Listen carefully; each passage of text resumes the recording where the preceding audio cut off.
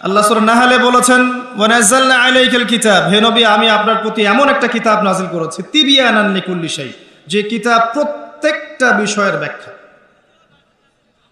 ওয়া হুদান এবং হেদায়াত, ওয়া রাহমাতান এবং দয়া, ওয়া বুশরা লিল মুসলিমিন মুসলিমদের জন্য সুসংবাদ। আল্লাহর রাসূল সাল্লাল্লাহু আলাইহি ওয়াসাল্লাম মুসলিম শরীফের হাদিসে বলেছেন, ইন্নাল্লাহা ইয়ারফাউ বিহাযাল কিতাবি আকওয়ামান, আল্লাহ পাক এই কোরআনের মাধ্যমে বহু জাতিকে উন্নতি দেন, ওয়া ইয়াদউ বিহিল আখারিন, এবং অনেককে আল্লাহ পাক অপদস্থ করেন। আল কোরআন হুজ্জাতুন লাকা ওয়া আলাইক, এটা তোমার পক্ষে সাক্ষী দেবে অথবা বিপক্ষে সাক্ষী দেবে।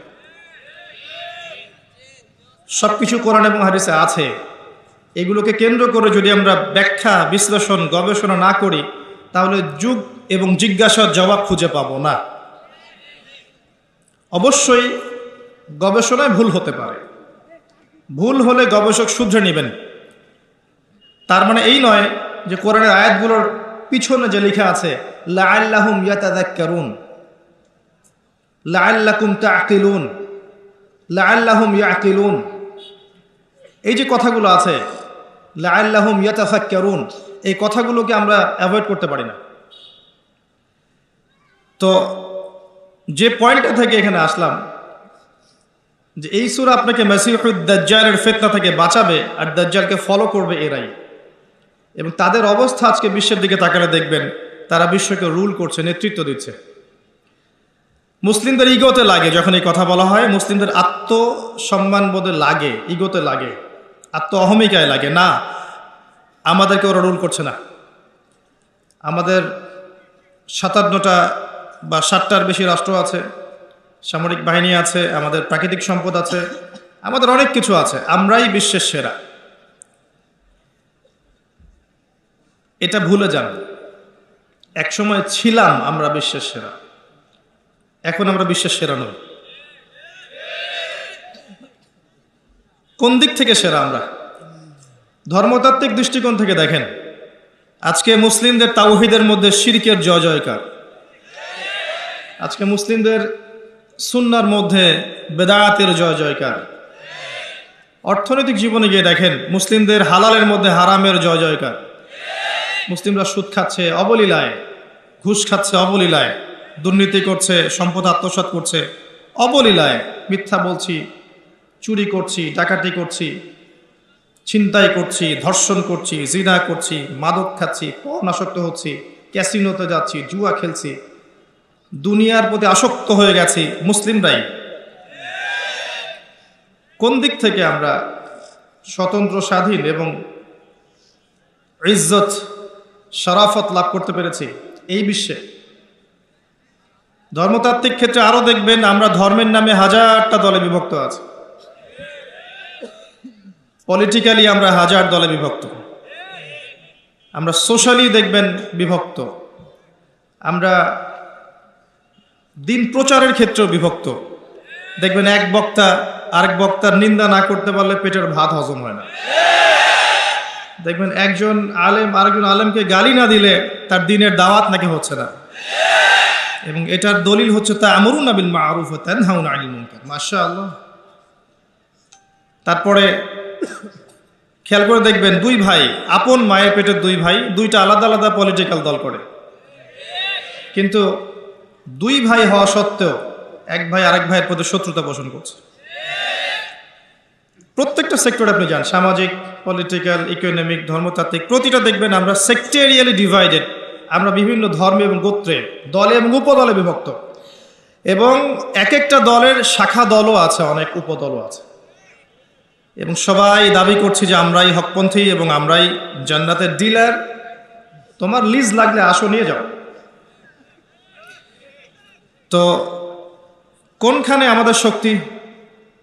আচ্ছা, একটা আয়াত কোরআনে মনে হয় আছে, আপনারা কি পড়েছেন? সূরা আলে ইমরানের 103 নম্বর আয়াতে কোরআনে সম্ভবত আছে আয়াতটা। এটা বেদে নাই, এটা বাইবেলে নাই, এটা তাওরাত, জাবুর, ইনজিলে সম্ভবত ছিল না।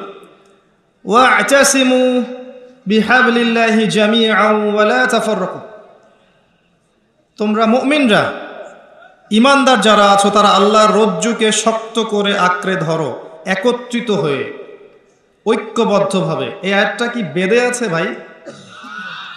বাইবেলে না কোরআনে? আয়াতটা আমরা জানি না মনে হয়, জাদুঘরে আছে আয়াতটা। যখন একটা আয়াত কোরআনে থাকে, দুটো আদেশ, ওয়া'তাসিমু বিহাবলিল্লাহি জামিআন ওয়া লা তাফাররাকু। আল্লাহ রজ্জু মানে কি? কোরআন, সুন্নাহ এবং দ্বীন ইসলাম। এর চেয়ে বেশি ব্যাখ্যার তো প্রয়োজন নাই।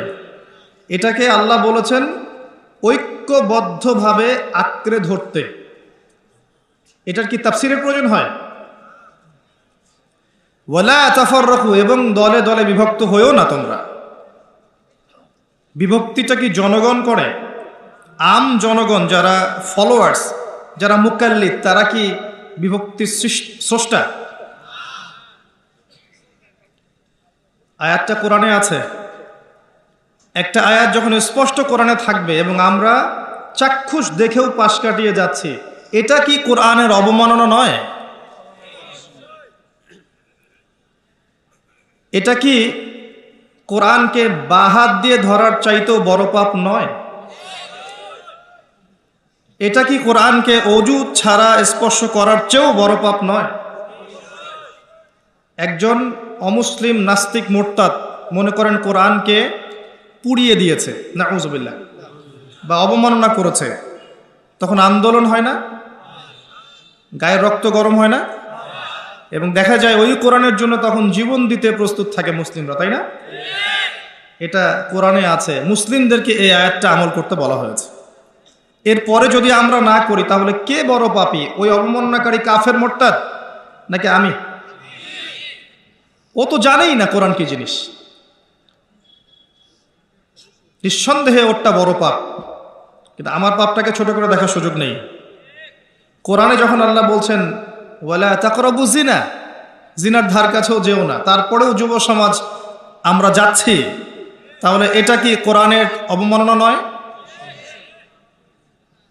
আল্লাহ পাক বলছেন ইত্তাকুল্লাহ, আল্লাহকে ভয় করো, ওয়া যারু মা বাকিয়া মিনার রিবা, সুদের অবশিষ্ট অংশ ছেড়ে দাও, ওয়া ইল্লাম তাফআলু, যদি তোমরা এটা না করো, ফা'যানু বিহারবিন মিনাল্লাহি ওয়া রাসূলিহি, ফা'যানু বিহারবিন মিনাল্লাহি ওয়া রাসূলিহি, যদি সুদ না ছেড়ে দাও তাহলে আল্লাহ এবং তার রাসূলের সাথে যুদ্ধের ঘোষণা শুনে রাখ।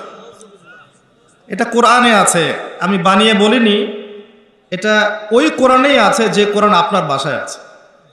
জাস্ট সূরা বাকারাটা খোলেন, শেষের দিকে দেখেন, ৩য় পাড়ায় আছে। এরপরেও আমাদের পুরো ইকোনমিক সিস্টেম সুদভিত্তিক। এটা কি কোরআনের অবমাননা নয়? নাকি শুধু অজু ছাড়া স্পর্শ করলে অবমাননা হবে? আল কোরআনের আলো ঘরে ঘরে জ্বালতে চাই, তাই না? 80% মুসলিম কোরআন তেলাওয়াত করতে জানে না। যারা মুখস্থ করছি কোরআন, দেখা যায় মুখস্থ করার পরে আরো 20-30 বছর পার হয়ে গেছে, কিন্তু এখন পর্যন্ত কোরআনের অর্থ সে জানে না।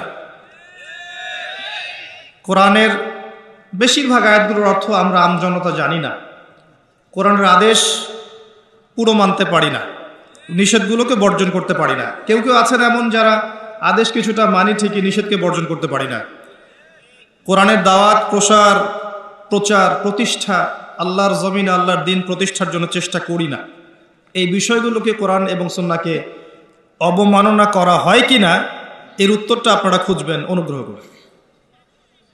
আল্লাহ পাক আমাদেরকে বোঝার তৌফিক দান করুন। এগুলো কোরআনে আছে এবং কোরআনকে নিয়ে আল্লাহ পাক চিন্তা ভাবনা করতে বলেছেন। এবং আল্লাহ বলেছেন যে কোরআনকে আমি উপদেশ গ্রহণের জন্য সহজ করে দিয়েছি। সূরা কমার আয়াত নম্বর 17, 22, 32, 40 একই সূরায় 4 বার বলা হয়েছে। ওয়ালাকাদ ইয়াসসারনাল কুরআনা লিযিকর ফাহাল মিন মুদ্দাকির, নিঃসন্দেহে আমি কোরআনকে বোঝার জন্য, উপদেশ গ্রহণের জন্য সহজ করেছি, কেউ কি আছো উপদেশ গ্রহণকারী? কি উত্তর দিবেন আল্লাহ পাকের এই প্রশ্নের? আমরা জানি যে কোরআনের সবকিছু একজন সাধারণ মানুষের পক্ষে, ছাত্রের পক্ষে বোঝা সম্ভব নয়, কিন্তু মুহকামাত বিষয়গুলো কি বোঝা সম্ভব নয়, যেগুলো স্পষ্ট। আর যেগুলো আমরা বুঝবো না, নিঃসন্দেহে কোথায় যাবেন? হকপন্থী উলামায়ে কেরামের কাছে যাবেন, প্রশ্ন করবেন, জিজ্ঞাসা করবেন, উত্তর জেনে নেবেন। ফাসআলু আহলা যিকরি ইন কুনতুম লা তা'লামুন। এটাও কোরআনের উপরে আমল করা হলো। কোরআন দিয়ে যদি আপনি এখন বিশ্বটাকে দেখেন তাহলে ওই উত্তরটা পাবেন যে মাসিহুদ দাজ্জালের অনুসারীরা আজকে বিশ্বের শক্তিশালী আমরা নই। এবং সবচেয়ে মজার আরেকটা বিষয় আছে যে কিয়ামতের পূর্বে আসা সবচেয়ে বড় ফিতনাটাকে নিয়ে আমাদের খুব বেশি বইপত্র লেখা হয়নি, এবং ইনস্টিটিউশনগুলোতে হোক সেটা সেকুলার কনসেপ্টে বা ইসলামিক কনসেপ্টে মাসিহুদ দাজ্জালকে কেন্দ্র করে আলাদা কোনো সাবজেক্ট নাই, অথচ সে এই পৃথিবীর সবচেয়ে বড় ফিতনা। একটু বুঝাই তাহলে বুঝবেন ইনশাআল্লাহ। এখন সারা বিশ্বের দিকে আপনি তাকাচ্ছেন, দেখছেন যে মুসলিমরা বিভক্ত, আমাদের ঐক্য নাই, আমাদের শক্তি নাই, কোনো খিলাফা নাই, আমির নাই, নেতা নাই, আমাদের স্বতন্ত্র মিডিয়া নাই, স্বতন্ত্র প্রযুক্তি নাই, ইকোনমিক বেস নাই স্বতন্ত্র, আমাদের পলিটিক্যাল পাওয়ার নাই ইউনিভার্সাল, মানে আপনার ওয়ার্ল্ড ওয়াইড জিওপলিটিক্যালি মুসলিমদের উপর অত্যাচার হচ্ছে, হত্যা হচ্ছে, সুদ ঘুষ জেনা ব্যভিচার দুর্নীতি সব কিছু হচ্ছে। এই সমস্ত ফিতনাগুলোকে যদি একত্রিত করেন, এই সমস্ত ফাসাদগুলোকে যদি একত্রিত করেন, তারপরেও এটা মাসিহুদ দাজ্জালের চেয়ে ভয়ঙ্কর ফিতনা হবে না? তারপরেও এই সাবজেক্টটাকে নিয়ে আমাদের খুব একটা মাথা ব্যথা নাই। আল্লাহ পাক আমাদেরকে বোঝার তৌফিক দান করুন। আমিন। এবারে আসেন, এই সূরা আপনাকে এখান থেকে বাঁচাবে। তার আগে আপনাকে দৃষ্টিভঙ্গি পরিবর্তন করতে হবে। এই ফাউন্ডেশনের নাম দেখে ওই দৃষ্টিভঙ্গির কথা মনে পড়ল। একজন নবী বক্তব্য দিচ্ছিলেন, জনগণের মধ্যে একজন বললেন, আপনি খুব চমৎকার আলোচনা করেছেন, আপনি কি পৃথিবীর সবচেয়ে জ্ঞানী মানুষ? তিনি বললেন, হ্যাঁ আমি পৃথিবীর সবচেয়ে জ্ঞানী মানুষ। আল্লাহ পাক তাকে ধরলেন, বললেন, হে মূসা আলাইহিস সালাম, তুমি পৃথিবীর সবচেয়ে জ্ঞানী মানুষ নও।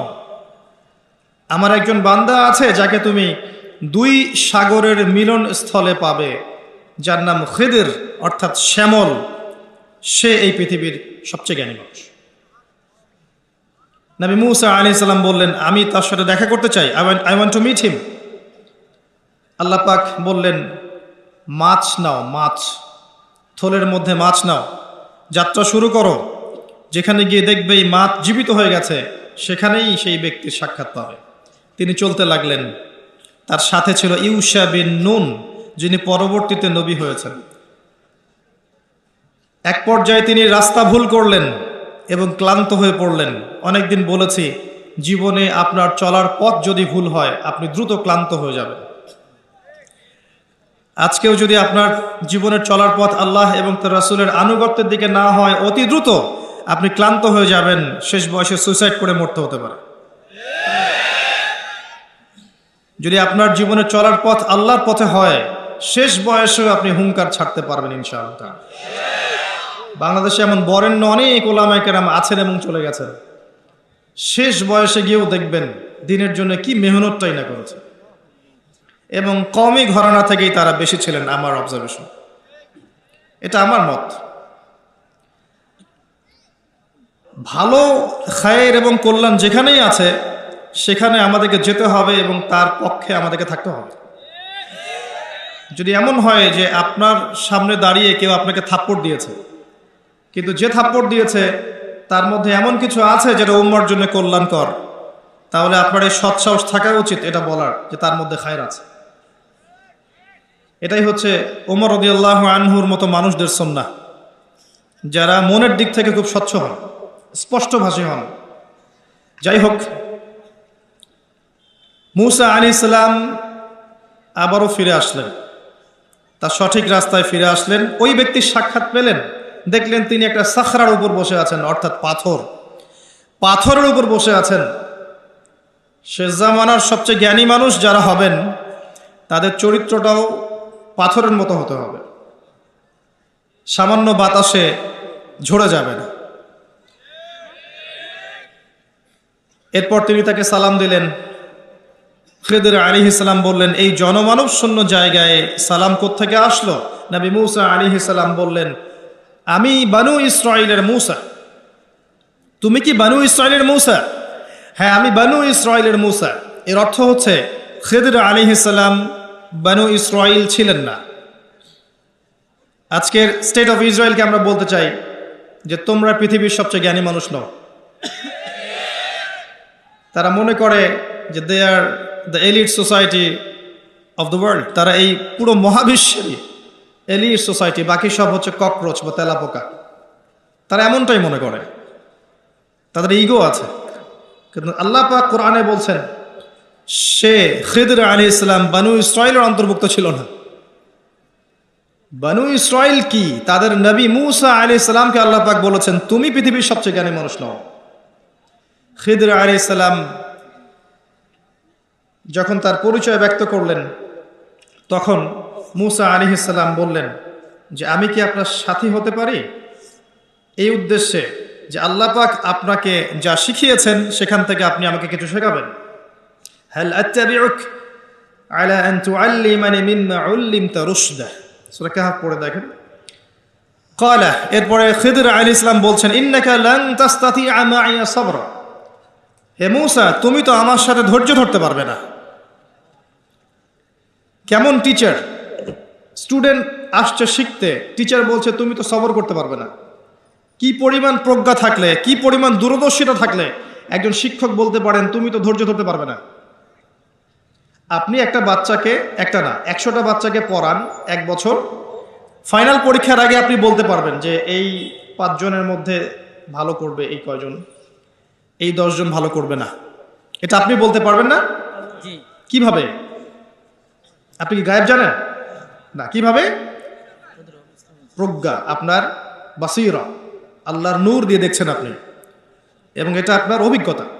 ওই যে মালায়েকা কি বলেছিল, আতাজআলু ফিহা মান ইউফসিদু ফিহা ওয়া ইয়াসফিকু দিমা, আল্লাহ আপনি এমন কাউকে সৃষ্টি করতে যাচ্ছেন পৃথিবীতে যে পৃথিবী থেকে 2টা কাজ করবে, অনলি 2টা, রক্তপাত ঘটাবে, ফাসাদ সৃষ্টি করবে। তাকায় দেখেন বিশ্বের দিকে, মানুষ প্রত্যেকটা সেকশনে ফাসাদ সৃষ্টি করেছে এবং একে অপরের রক্তপাত ঘটিয়েছে। টিল নাও ঘটিয়ে যাচ্ছে, আগামীতেও ঘটাবে ইনশাআল্লাহ। তাহলে কি ফেরেশতারা গায়েব জানতেন? বসিরা, প্রজ্ঞা। এই যে ইন ফিউচার যে কিছু কথা বলা হয়, যেমন দাজ্জাল এমনটা করতে পারে, সে আকাশ নিয়ন্ত্রণ করবে, এই আকাশ নিয়ন্ত্রণের অর্থ এমনটা হতে পারে যে সে পুরো এই আকাশে যে টেকনোলজি আছে, প্রযুক্তি আছে, এটাকে নিয়ন্ত্রণ করবে। তার হাতে রুটির পাহাড় থাকবে, এর অর্থ এমনও হতে পারে যে সে পুরো বিশ্বের ইকোনমিক সেকশনটা নিয়ন্ত্রণ করে ফেলবে। তার ফলোয়ারদেরকে সে জান্নাত দিবে, আর তাকে যারা ফলো করবে না ওদেরকে জাহান্নামে ঢুকাবে। এটা তো মানে সত্যিকার অর্থের জান্নাত জাহান্নাম নয়, কারণ এক হাতে জান্নাত নিয়ে ঘোরা কি সম্ভব? এক হাতে কি জাহান্নাম নিয়ে ঘোরা সম্ভব? এটা হচ্ছে নিঃসন্দেহে দুনিয়ার প্রোগ্রেস, আল্লাহু আ'লাম বিসসাওয়াব। এবং সে এমন গাধার পিঠে উঠে সফর করবে যে গাধার লম্বা কান থাকবে, যার নিচে হাজার হাজার শত শত মানুষ আশ্রয় নিতে পারবে। হতে পারে এটা এয়ারক্রাফট, অত্যাধুনিক প্রযুক্তি। এই যে বিষয়গুলো, এগুলো কি গায়েব জানার পর মানুষ বলছে? এটা ইলম বা প্রজ্ঞা বা বাসিরা অথবা আল্লাহর নূর।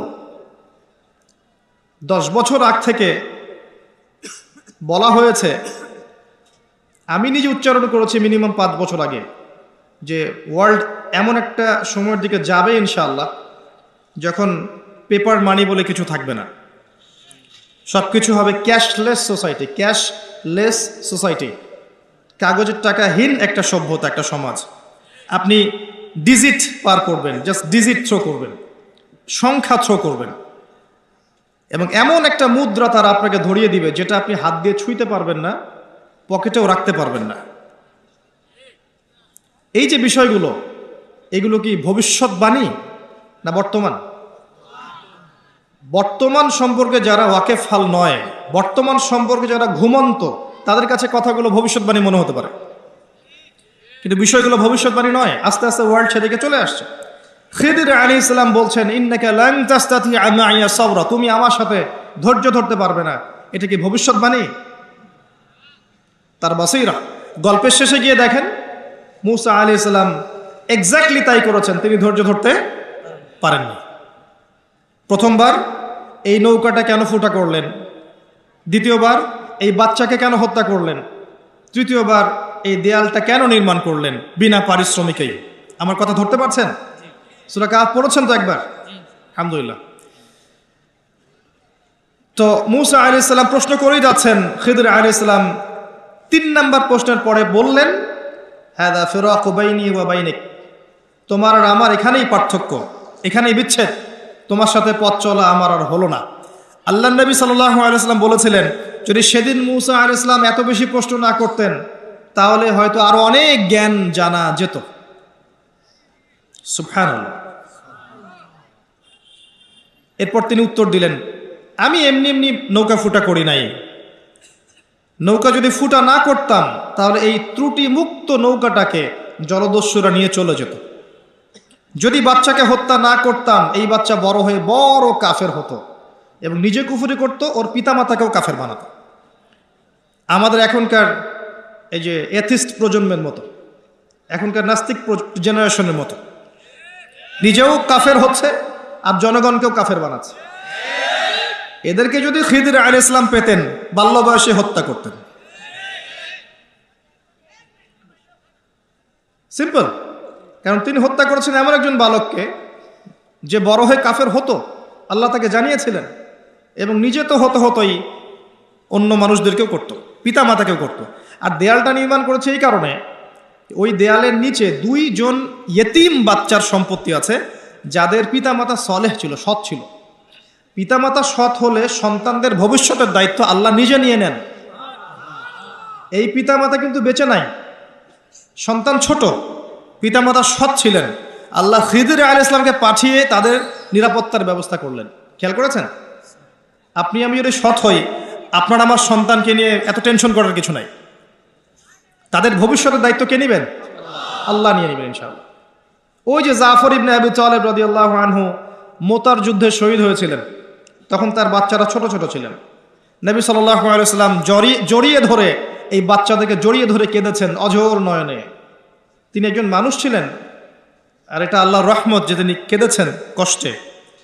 তাকে আল্লাহ দেখিয়েছেন এই যে মোতার যুদ্ধ, যেখানে মাত্র 3000 মুসলিম সৈন্য আর 2 লক্ষ রোমান সৈন্য, যুদ্ধ কি সম্ভব? এরপরেও মাত্র 12 জন সাহাবী শাহাদাত বরণ করেছেন এই যুদ্ধে।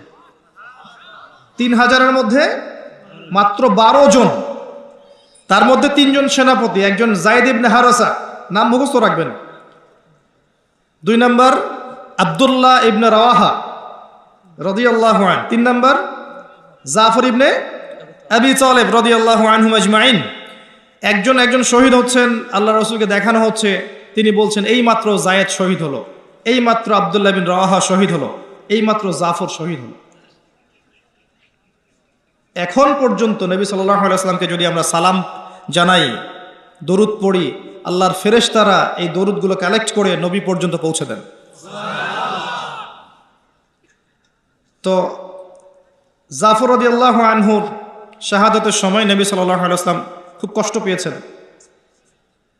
মনক্ষুণ্ণ হয়েছেন। কিছুক্ষণ পরে আবার মুচকি হেসেছেন। তখন সাহাবীরা জিজ্ঞাসা করেছেন যে আপনি হাসছেন কেন ইয়া রাসূলুল্লাহ সাল্লাল্লাহু আলাইহি ওয়াসাল্লাম? নবীজি বলছেন সাল্লাল্লাহু আলাইহি ওয়াসাল্লাম, আমি এইমাত্র দেখলাম জাফর আমাকে সালাম দিয়ে গেছে, এইমাত্র দেখলাম যে তাকে তার 2 কাটা হাতের বিনিময়ে আল্লাহ পাক 2টা জান্নাতের পাখা দিয়েছে, এবং এটা দিয়ে সে জান্নাতে ঘুরে বেড়াচ্ছে এবং ফল খাচ্ছে। তার বাচ্চাদেরকে নবী সাল্লাল্লাহু আলাইহি ওয়াসাল্লাম আদর করেছেন, কেঁদেছেন। ওই বাচ্চা বড় হয়ে পরবর্তীতে তার বাবা যে পথের পথিক ছিল, তারাও সেই পথের পথিক হয়েছেন। তাদের বাচ্চার ভবিষ্যৎ নিয়ে টেনশন করতে হয়েছে? হয়নি। পিতামাতা সৎ হলে বাচ্চা কাচ্চার ভবিষ্যতে টেনশন করতে হয় না। একটা কথা বলতে চাই, এই 3 জন সাহাবী শাহাদাত বরণ করার পরে আল্লাহ রাব্বুল আলামিনের একজন তরোয়াল সাইফ, তিনি পতাকা হাতে নিয়েছেন এবং তার হাতে আল্লাহ পাক এই যুদ্ধে মুসলিমদের বিজয় দান করেছে। তার নাম কে বলতে পারবেন? শুকরান। খালিদ বিন ওয়ালিদ রাদিয়াল্লাহু আনহু জীবনের একটা বড় পর্যায় পর্যন্ত ইসলামের বিপক্ষে ছিলেন, এমনকি উহুদের যুদ্ধে মুসলিমদের বিপক্ষে ছিলেন। তার একার শৌর্যবীর্যে উহুদের দিন মুসলিমদের মধ্যে অনেক সাহাবী শহীদ হয়ে গেছেন এবং প্রায় 70 জন, এবং মুসলিমদেরকে একটা বিপর্যয়ের সম্মুখীন হতে হয়েছে একজনের কীর্তির কারণে, খালিদ বিন ওয়ালিদ রাদিয়াল্লাহু আনহু। শোনেন, উমর রাদিয়াল্লাহু আনহু অস্ত্র হাতে বের হয়েছেন নবী সাল্লাল্লাহু আলাইহি ওয়াসাল্লামকে হত্যা করার জন্য। সেই উমর রাদিয়াল্লাহু আনহুকে আল্লাহ পাক ইসলামের দ্বিতীয় খলিফা বানিয়েছেন। সেই খালিদ বিন ওয়ালিদ রাদিয়াল্লাহু আনহুকে আল্লাহ পাক মুতার যুদ্ধে এমন শৌর্যবীর্য দিয়েছিলেন যে তিনি বলছেন, আমার হাতে ওই দিন 9টা তরোয়াল ভেঙেছে। কয়টা? 9টা তরোয়াল আমার হাতেই ভেঙেছে। তাহলে চিন্তা করেন কতজন কাফেরকে সে জাহান্নামে পাঠিয়েছে। আমি একটা বিষয় বলার জন্য কথাটা বললাম, এখন যারা ইসলামের বিপক্ষে আছে প্রত্যেকটা সেকশনে উপর থেকে নিচ পর্যন্ত কাউকে আন্ডার এস্টিমেট করবেন না। সবার কাছে ইসলামের দাওয়াত পৌঁছাতে হবে। এমন হতে পারে এখন যারা ইসলামের স্পষ্ট বিরোধিতা করছে এই মানুষগুলোর মধ্য থেকেও আল্লাহ পাক ওমর এবং খালিদ বের করতে পারে। ইসলাম সাম্প্রদায়িকভাবে দাওয়াত দিবেন, আমভাবে সবার কাছে ইসলামের দাওয়াত পৌঁছে দেওয়ার চেষ্টা করতে হবে। আল্লাহ পাক তৌফিক দান করুন। খিদির আলাইহিস সালাম 3টা কাজের কারণ ব্যাখ্যা করলেন। এখান থেকে আপনার দৃষ্টিভঙ্গিটা হচ্ছে এমন, নবী মুসা আলাইহিস সালাম বাহ্যিক চোখ দিয়ে দেখেছেন, আর খিদির আলাইহিস সালামের কাছে আল্লাহর নূর, প্রজ্ঞা এবং বাসীরা ছিল। কথা কি বুঝতে পারছেন? নবী মুসা আলাইহিস সালামের কাছে বাহ্যিক চোখে আপাত দৃষ্টিতে মনে হয়েছে এটা খারাপ, এটা ঠিক নয়, এটা অনুচিত, কিন্তু খিদির আলাইহিস সালাম দূর পর্যন্ত দেখতে পাচ্ছিলেন এবং তিনি প্রত্যেকটা বিষয়ের গ্রহণযোগ্য কারণ ব্যাখ্যা করেছেন। দৃষ্টিভঙ্গি হচ্ছে আপনার এমন, এই জামানায় যদি আপনি ফিতনা থেকে বাঁচতে চান, আপনি যদি ফিতনাময় পরিবেশে সমস্যাগুলো ফাইন্ড আউট করতে চান, করণীয় ফিক্স করতে চান, বাহ্যিক চোখ দিয়ে সব কিছু দেখলে হবে না।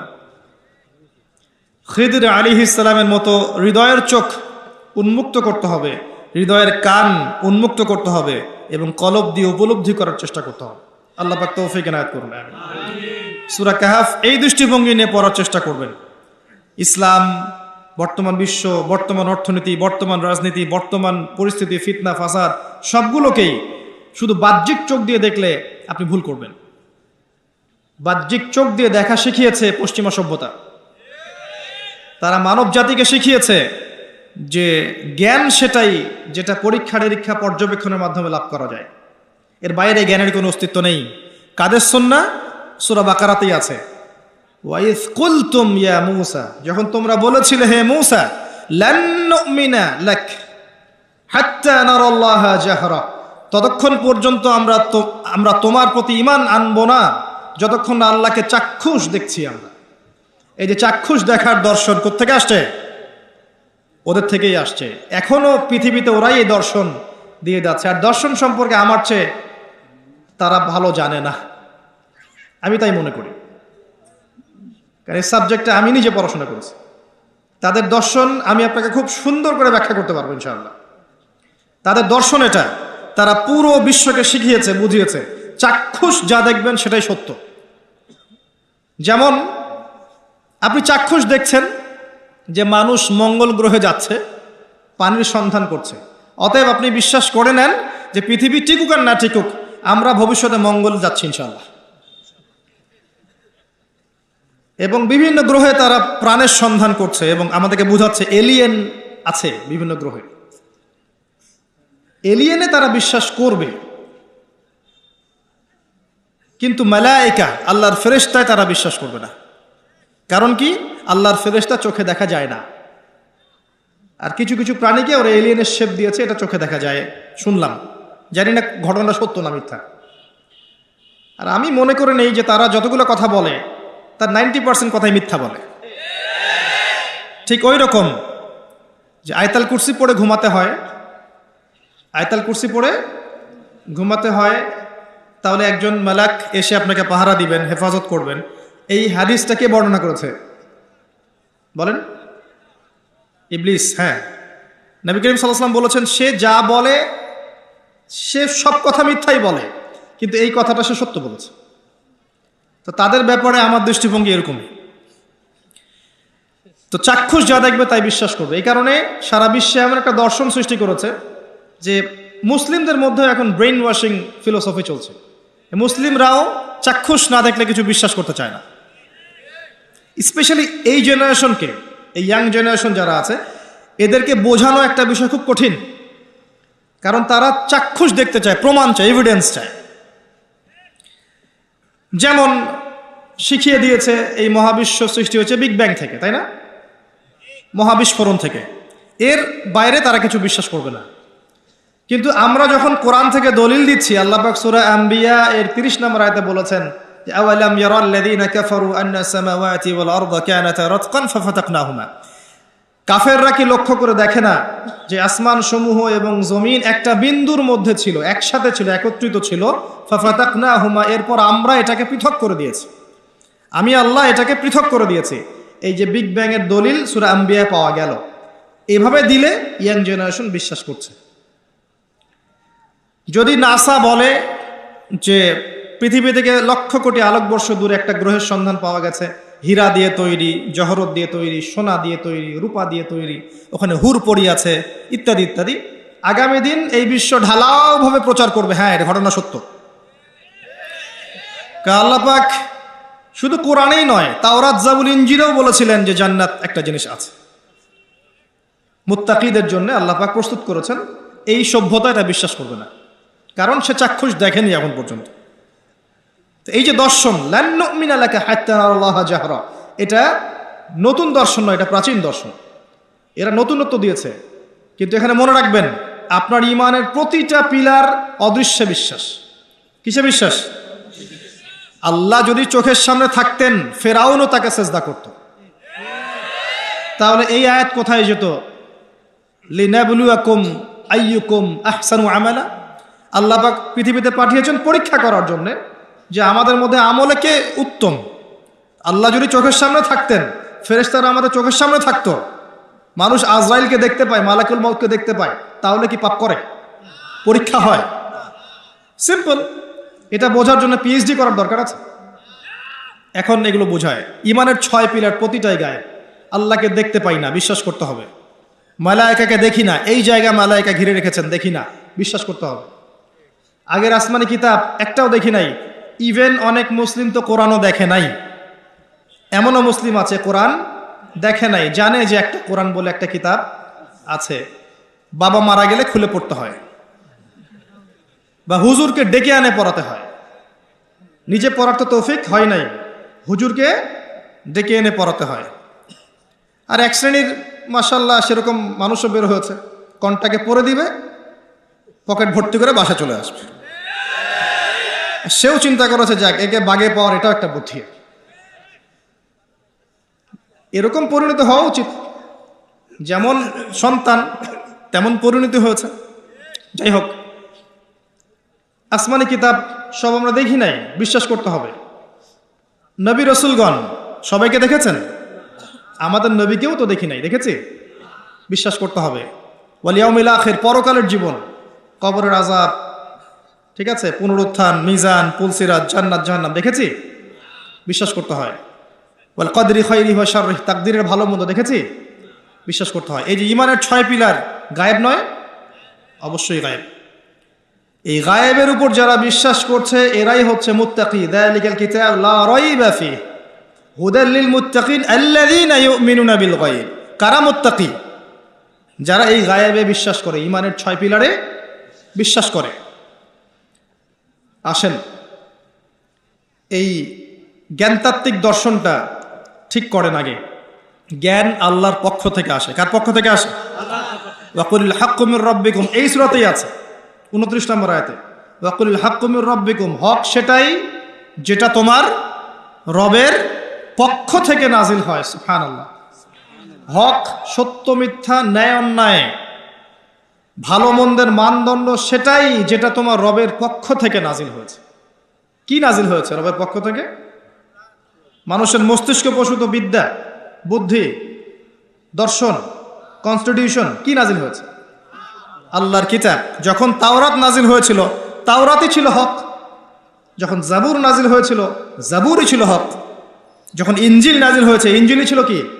হক। এখন আছে কোরআন, কিয়ামত পর্যন্ত থাকবে কি কোরআন। তাহলে হক বাতিলের মানদণ্ড কি? হ্যাঁ, অবশ্যই এর ব্যাখ্যায় সুন্নাহ আসবেই, আসবে না? নাকি শুধু কোরআন মানবেন, সুন্নাহ মানবেন না? এক শ্রেণীর মানুষ বের হয়েছেন এখন, শুধু কোরআন মানি, সুন্নাহ হাদিস মানি না, সুন্নাহ মানি না। এটা আরেকটা বড় ফিতনা। আল্লাহ পাক কোরআনে বলেছেন যে ওয়ামা আতাকুমুর রাসূলু ফাখুযুহু ওয়ামা নাহাকুম আনহু ফান্তাহু। রাসূল তোমাদেরকে যা দিয়েছেন সেটা কি করো? গ্রহণ করো। রাসূল যা থেকে নিষেধ করেছেন তা থেকে দূরে থাকো। হাদিস না মানলে কিভাবে এর উপর আমল করবে? তো এই ফিতনায় পা দিয়েন না। হাদিস আল্লাহর পক্ষ থেকেই এসেছে, এটা আলাদা কোন উৎস থেকে আসেনি। ওয়ামা ইয়ানতিকু আনিল হাওয়া ইন হুয়া ইল্লা ওয়াহয়ু ইউহা। রাসূল সাল্লাল্লাহু আলাইহি ওয়াসাল্লাম নিজের মন গড়া কোনো কথা বলেন না, তিনি ওইটাই বলেন যে আল্লাহর পক্ষ থেকে ওয়াহি করা হয়। সো কোরআন এবং সুন্নাহ ছাড়া হকের অন্য কোনো মানদণ্ড আছে? নাই। এবার আসেন, এই কোরআন এবং সুন্নাহ যদি ইলমের মানদণ্ড হয়, জ্ঞানের উৎস হয়, তাহলে আমাদের এর উপর কিছু করণীয় আছে না? আমাদের করণীয় হচ্ছে প্রথমত আল কোরআনকে পড়তে শেখা। কি করণীয়? প্রথম, তারপরে নিয়মিত তেলাওয়াত করতে শেখা বা চর্চা করা। এরপর আমাদের কাজ হচ্ছে কোরআনের অর্থগুলোকে বোঝা, কোরআনের আদেশগুলোকে মেনে চলার চেষ্টা করা, নিষেধগুলোকে বর্জনের চেষ্টা করা, এবং কোরআনের দাওয়াত মানুষের দুয়ারে দুয়ারে পৌঁছে দেওয়ার চেষ্টা করা। আল্লাহ পাক আমাদের সবাইকে তৌফিক দান করুন, আমিন। দৃষ্টিভঙ্গি বুঝলেন, খিদর আলাইহিস সালামের মতো হওয়ার চেষ্টা করেন। এরপরে আপনি সূরা কাহফটা পড়ার চেষ্টা করেন। প্রত্যেক জুমার দিন পড়তে হয়। প্রথম দিকের আয়াতগুলো মুখস্থ করার চেষ্টা করেন, প্রথম 10, কমপক্ষে শেষের 10। কিছু আয়াত মুখস্থ করে ফেলবেন, এতে আপনার লাভ আছে। আমার পরামর্শ, সূরা বাকারার প্রথম 5টা আয়াত পড়া যাবে না? সূরা ফাতিহা এটা তো পারেন, মাশাআল্লাহ। সূরা ফালাক, নাস, ইখলাস, সূরা কাফিরুন, সূরা বাকারার 255 নম্বর আয়াত আয়াতুল কুরসি, শেষের 3টা আয়াত, তারপরে আপনার সূরা হাশরের শেষের 3 আয়াত, সূরা জিন প্রথম 10, সূরা কাহফ প্রথম 10 শেষের 10, সূরা মুলক, সূরা ইয়াসিন, সম্ভব হলে সূরা আর রহমান, সূরা ওয়াকিয়া। এই যে আয়াতগুলো আছে এগুলো একটু মুখস্থ করার চেষ্টা করা যায় না? পারবো না ইনশাল্লাহ? সারা বছরে আমরা এখন পর্যন্ত মাশাআল্লাহ 100-200 বই পড়ি নাই? পড়েছি ইনশাআল্লাহ, পড়েছি না? আমরা বই পড়েছি, উপন্যাস পড়েছি, আমরা বাংলা, ইংরেজি, অঙ্ক, ফিজিক্স, কেমিস্ট্রি, বায়োলজি, মাশাআল্লাহ অনেক কিছু পড়েছি, পড়ি নাই? আল্লাহ আমাদেরকে তৌফিক দান করুন, আমরা যেন আল কোরআন পরিপূর্ণরূপে মুখস্থ করতে না পারলেও আমরা যেন আংশিক হলেও মুখস্থ করতে পারি। আল্লাহ পাক আমাদের সবাইকে তৌফিক ইনায়াত করুন, আমিন। এরপরে আমি শেষ করার আগে সূরা কাহফের কিছু বিষয় আপনাদের সাথে শেয়ার করব ইনশাআল্লাহ। সেটা হলো সূরা কাহফ আপনাকে শেষ জামানা থেকে বাঁচাবে ইনশাআল্লাহ। এর মধ্যে একটা গল্প আছে, আসহাবুল কাহফের গল্প। কার গল্প? এই আসহাবুল কাহফের গল্পটাকে খুব ভালো করে পড়বেন। পড়লে আপনি বুঝতে পারবেন যে এই গল্পের মধ্যে এমন কিছু একটা আছে যেটা আপনাকে মাসিহুদ দাজ্জাল, সমসাময়িক ফিতনা এবং চলমান বৈশ্বিক ফিতনাগুলো থেকে বাঁচাবে ইনশাআল্লাহ তাআলা। তাদের মূল কাজটা ছিল এই যে তারা ঈমান নিয়ে এসেছিল, প্রথমে ঈমানটা গোপন রেখেছে, এরপর ঈমানটাকে প্রকাশ করেছে, ঈমানের দাওয়াত মানুষকে দিয়েছে। দাওয়াত দেওয়ার পর কিছু মানুষ, মানে বেশিরভাগ মানুষই তাদের দাওয়াত কবুল করেনি। তারা ওই জায়গা থেকে হিজরত করে চলে গেছে, চলে গিয়ে একটা গুহায় আশ্রয় নিয়েছিল। সেখানে আল্লাহ পাক তাদেরকে 300 বছর ঘুম পাড়িয়ে রেখেছেন। ঠিক আছে, ঘুম পাড়িয়ে রাখার পর আল্লাহ পাক উঠিয়েছেন এমন সম্প্রদায়ের কাছে যেই সম্প্রদায় পরকালে বিশ্বাস করতো না। আল্লাহ পাক এই ঘটনার মধ্য দিয়ে আল্লাহ রাব্বুল আলামিন পরের জেনারেশনের মানুষকে শিক্ষা দিয়েছেন যে পরকালটা সত্য। আসহাবুল কাহফ এমন একটা যুগের মধ্যে ছিলেন যেই যুগটা কিন্তু বর্তমান আধুনিক দাজ্জালের সভ্যতার মতোই ছিল। সেখানেও এরকম শিরিক ছিল, সুদ ছিল, জিনা ছিল, আপনার কুফরি ছিল, হারাম সব কিছু ছিল। আপনি মিলিয়ে দেখবেন তারা ওই যুগেই থেকেছেন। এ যুগেও যারা আসহাবুল কাহফের মতো ঈমান নিয়ে আসবে ইমানকে চর্চা করবে, তারপরে দাওয়াত প্রদান করবে এবং ইমান প্রতিষ্ঠার চেষ্টা করবে। এক পর্যায়ে তারা দেখতে পারবে যে পরিবেশ পরিস্থিতি তাদের অনুকূলে থাকছে না। এই সময় আপনার কাছে অপশন হচ্ছে ফিতনা থেকে টোটালি নিজেকে ডিসকানেক্টেড করে স্বতন্ত্র থাকার চেষ্টা করা। নিজে থাকুন, নিজের পরিবার নিয়ে থাকুন, নিজের সাধ্যের মধ্যে দিনের দাওয়াতি কাজ করতে থাকুন, ফিতনাময় পরিবেশ থেকে নিজেকে সরিয়ে রাখুন। কম কথা বলেন, কম মানুষের সাথে মেশেন, ফিতনায় কম যান। আপনি আপনার নিজের আহাল পরিবারকে নিয়ে ইসলামকে নিয়ে চলার চেষ্টা করেন। আপনার সাধ্যমতো যতটুকু করার এতটুকু করেন। আর যদি এক সময় দেখেন ফিতনায় মোটেই টিকতে পারছেন না, আসহাবুল কাহফ যেমন করে ডিসকানেক্টেড হয়ে গেছে, এভাবে ফিতনাময় পরিবেশ থেকে নিজেকে আড়াল করে নেন। এই একটা মাত্র অপশন আছে যদি আপনি এই ফিতনাময় জর্জরিত পরিবেশ থেকে নিজেকে সেভ করতে চান।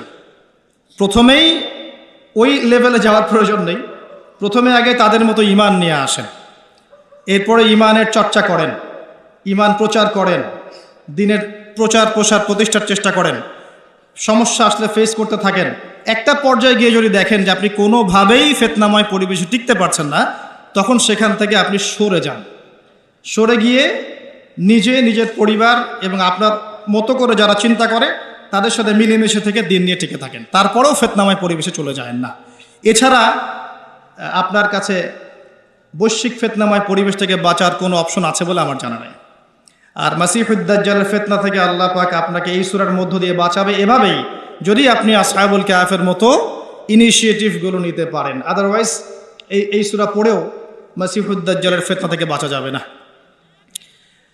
আমরা পুরো পরিবেশ যদি পর্যবেক্ষণ করি তাহলে কিছু করণীয় বের করতে পারবো।